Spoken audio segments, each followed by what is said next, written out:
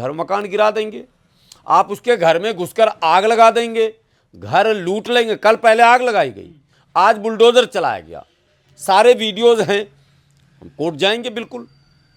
क्या भारत में संविधान का राज खत्म कर दिया गया?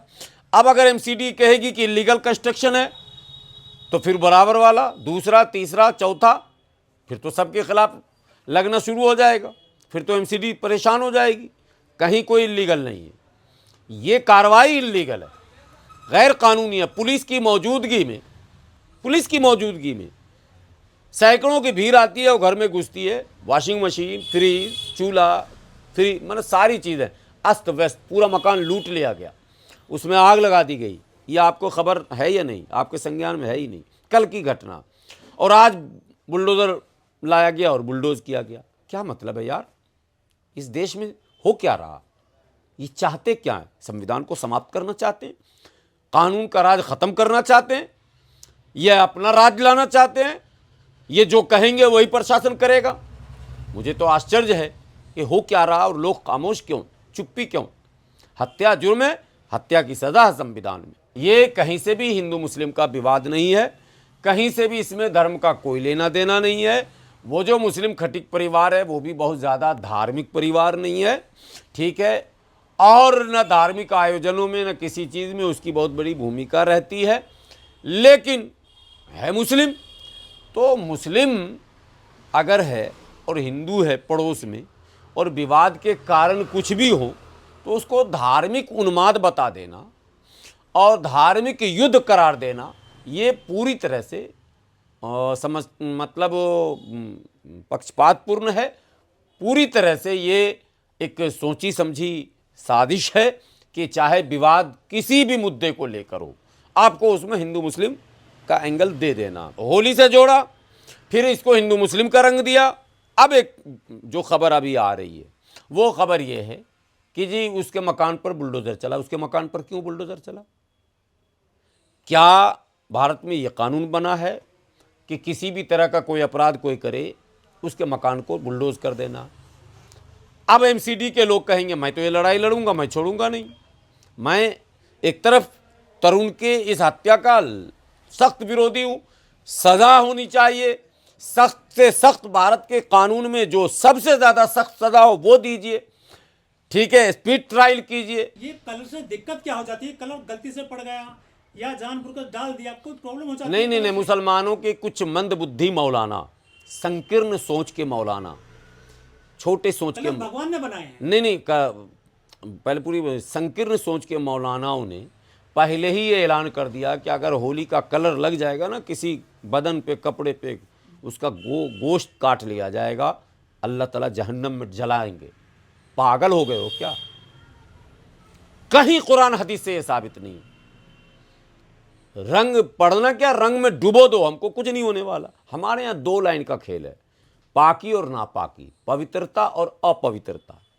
हम सिर्फ ये जानना चाहते हैं कि रंग में जो पानी मिलाए गए हैं वो पवित्र जल है, शुद्ध जल है, या इधर उधर से उठा लिया। ये चूंकि इसका प्रमाण पत्र कौन देगा? कोई दे नहीं सकता। भाई रंग चल रहा तो चल रहा, जिसको जहां से पानी मिला उसी में घोल लिया। तो हमको बचना है, सिर्फ ये नहीं कि खेलने वालों को रोकना। नो, वो तो उनका त्यौहार है। हम कौन होते हैं उनको फोर्सफुली रोकने वाले? ना मौलिक अधिकार हमारा बनता, ना धार्मिक अधिकार बनता, ना संवैधानिक अधिकार बनता, ना सामाजिक अधिकार बनता। कहीं से नहीं अधिकार बनता आपका कि आप रोकें किसी को। उनका वो त्यौहार है भाई, और वो सदियों से वो मना रहे हैं। मनाएं, बिल्कुल हर्षोल्लास से मनाएं। आपको यदि परेशानी है, आपको डाउट है उनके पाक नापाक पानी होने पर, तो आप बचिएगा। ऑटोमेटिक नहीं बचना आपको, यह आपका कर्तव्य बनता है बचने का। इसलिए कोई भी मुसलमान रंग पड़ जाने पर अगर विवाद करता है वो बिल्कुल गलत है। विवाद का कोई औचित्य नहीं बनता। जब आप होली के दिन निकलेंगे सड़क पर तो रंग आपको पड़ भी सकता है, नहीं भी पड़ सकता, दोनों बातें।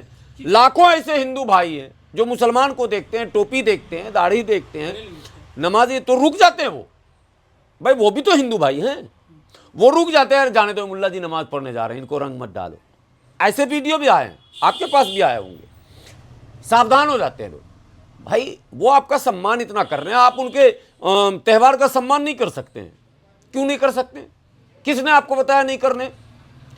करना पड़ेगा भाई, आपका धर्म आपको करे, इस्लाम कह रहा सम्मान करने के लिए। बहुत गंभीर विषय है, संवेदनशील मुद्दा है। सबसे पहले तो हम इस हत्या की निंदा करते हैं, इस घटना की निंदा करते हैं। जिन लोगों ने भी होली जैसे त्यौहार में माहौल को बिगाड़ने की कोशिश की है वो सरासर गलत।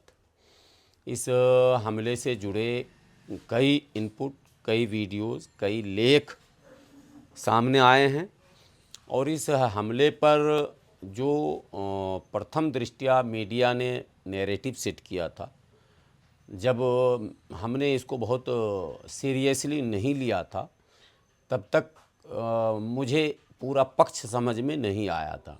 जब मैं गंभीर हुआ और खंगालना शुरू किया, लोगों से बात किया, और अभी आपके सामने भी फ़ोन उसी महल्ले से था, वहाँ के लोगों से मैंने बातचीत शुरू की तो ये सामने तथ्य खुलकर आया और डीसीपी साहब का भी बयान आया और क्राइम ब्रांच के सीनियर अफसरों का बयान आया, जो सोशल मीडिया पर सब चल रहा है।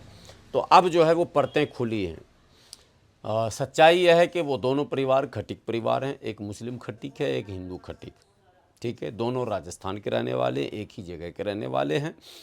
50 सालों से वो दोनों परिवार का आपस का मिलना जुलना है, उठना बैठना है, जानना पहचानना है। ये लोग पहले झुग्गियों में रहते थे, फिर धीरे धीरे अपग्रेड होके ये यहाँ तक पहुँचे थे, जे कॉलोनी तक। और इनका पिछले कुछ साल पहले ज़बरदस्त मारपीट हुआ था, उसकी एफआईआर की कॉपी है। उसमें जो अभी जिन पर हत्या का आरोप है जिस परिवार पर, उस परिवार के कई लोग और वो महिला भी महीनों अस्पताल में भर्ती रही थी, यानी हत्या के प्रयास का मुकदमा ऑलरेडी है और ये लोग जेल भी गए थे। मतलब बहुत गंभीर स्थिति है। मुझे आश्चर्य है कि इतना कुछ होने के बाद भी दिल्ली जैसे जगह में लोग मकान बेचकर पड़ोसी बदल लेते हैं। यहाँ पड़ोसी बदलना आसान है, गांव तो है नहीं कि परंपरागत भूमि है, बाप दादा का डी है, कैसे छोड़ेंगे, इत्यादि इत्यादि। हालांकि शांति प्रिय लोग बहुत कुछ छोड़ देते हैं, लेकिन दोनों परिवार वहीं रह रहा था। अब पिछले कई महीनों से भी पार्किंग को लेकर, कूड़ा फेंकने को लेकर, इत्यादि इत्यादि, इनमें झड़पें आपस में हुआ करती थी, गाली गलौज होता रहता था और दोनों में टेंशन था। अब जो खबर आ रही है दो तरह की, वो खबर यह है, हालांकि वीडियो नहीं आएगा तो पुष्टि नहीं होगी, खबर यह है कि रंग बाज़ाफ्ता उसको, महिला को पकड़कर डाला गया, ये एक खबर है।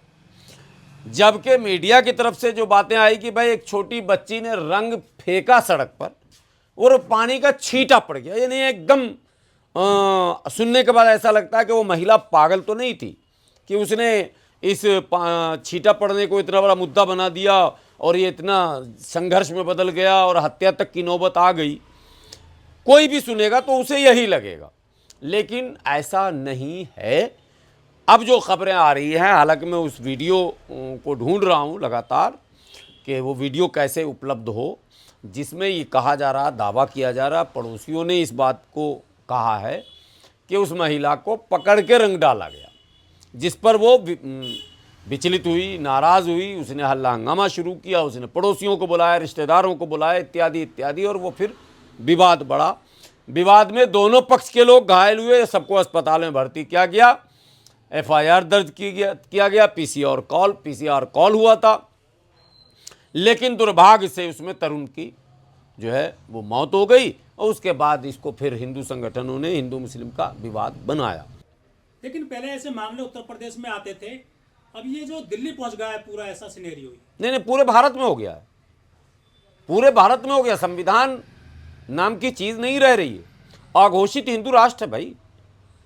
जो मनुस्मृति में है लिखा वही हो रहा, वही किया जा रहा।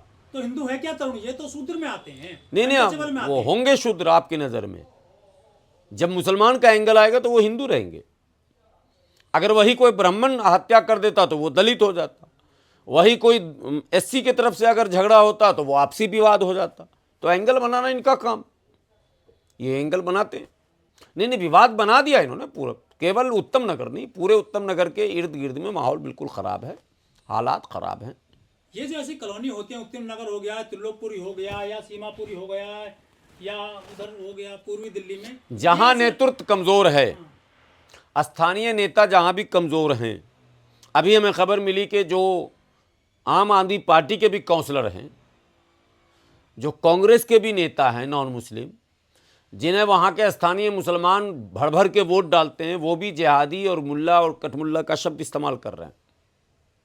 यह आश्चर्य की बात, हैरानी की बात। अभी मेरी बात हो रही थी फ़ोन पर, उनके फेसबुक पर लिखे जा रहे हैं। इसमें जिहादी प्रवृत्ति कहाँ से आ गया?